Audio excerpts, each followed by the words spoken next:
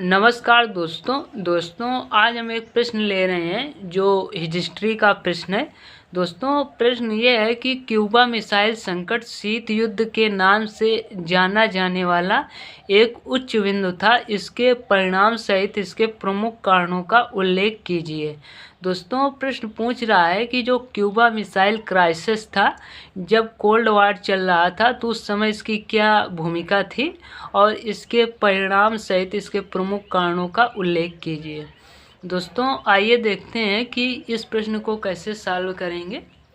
दोस्तों सबसे पहले बताएंगे कि 1959 में जो फिदेल कास्त्रो द्वारा अमेरिकी जो समर्थित तानाशाह बतिस्ता से सत्ता हथियाने के बाद क्यूबा कोल्ड वार में शामिल हो गया। दोस्तों जो कोल्ड वार था वो अमेरिका और सोवियत संघ के बीच में चल रहा था और जो बतिस्ता थे ये अमेरिका के फेवर में थे और जो फिदेल कास्त्रो थे ये सोवियत संघ के फेवर में थे। दोस्तों जो फिदेल कास्त्रो थे जब 1959 में बतिस्ता से सत्ता हथियाई तो एक तरह से ये कोल्ड वार में शामिल हो गए, जो रसिया के जो उस समय सोवियत संघ के फेवर में थे।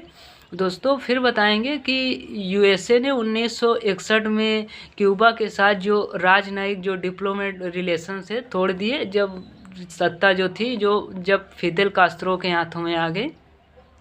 फिर बताएंगे कि जो सोवियत संघ और क्यूबा के मध्य संबंध और जो बढ़ गए, बेहतर हो गए। 1961 में कास्त्रो ने घोषणा की कि वह एक मार्क्सवादी थे और क्यूबा एक समाजवादी देश रहेगा। दोस्तों संयुक्त राज्य अमेरिका ने फिर सैन्य और सामरिक प्रयास से कास्त्रो की सत्ता को गिराने के काफ़ी प्रयास किए और जारी भी रखा, और इसी दौरान क्यूबा ने यूएसएसआर से सैन्य मदद की अपील की। दोस्तों फिर जो उस समय जो सोवियत संघ के नेता जो निकिता क्रुश्चेव थे, क्यूबा में हथियारों की तैनाती बढ़ा दी, जिससे अमेरिका को पहली बार यूएसएसआर की मिसाइलों की सीमा के भीतर रखा गया और जो अमेरिकी मुख्य भूमि थी उसकी तरफ मिसाइलों को दोगुना कर दिया गया यूएसएसआर के द्वारा, जिससे यूएसएसआर द्वारा अमेरिका को जो खतरा और अधिक हो सकता था और जिससे स्थिति तनावपूर्ण हो गई और ऐसा लग रहा था कि कोई परमाणु युद्ध छिड़ सकता है। दोस्तों इसी घटना को क्यूबा मिसाइल संकट के रूप में जाना जाने लगा।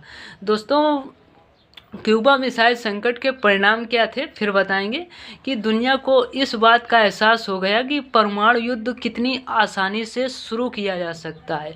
दोस्तों त्वरित परामर्श के लिए यूएसए और यूएसएसआर के बीच एक हॉटलाइन भी शुरू की गई। फिर दोस्तों बताएंगे कि 1963 में यूएसए और जो सोवियत संघ था, ब्रिटेन ने परमाणु परीक्षण जो प्रतिबंध संधि जो सीटीबीटी थी पर हस्ताक्षर किए कि केवल जो परमाणु परीक्षण है वो केवल भूमिगत किए जा सकते हैं ताकि वातावरण और पर्यावरण ज़्यादा दूषित ना किया जा सके। फिर दोस्तों बताएंगे कि क्यूबा और यूएसएसआर के संबंध कई वर्षों तक बेहद शांत रहे क्योंकि क्यूबा ने खुद को ठगा हुआ महसूस किया। दोस्तों जो क्यूबा और यूएसएसआर के संबंध कई वर्षों तक शांत इसलिए रहे क्योंकि क्यूबा जो था अमेरिका और रसिया के उस समय जो सोवियत संघ था उसके द्वारा ठगा हुआ महसूस किया।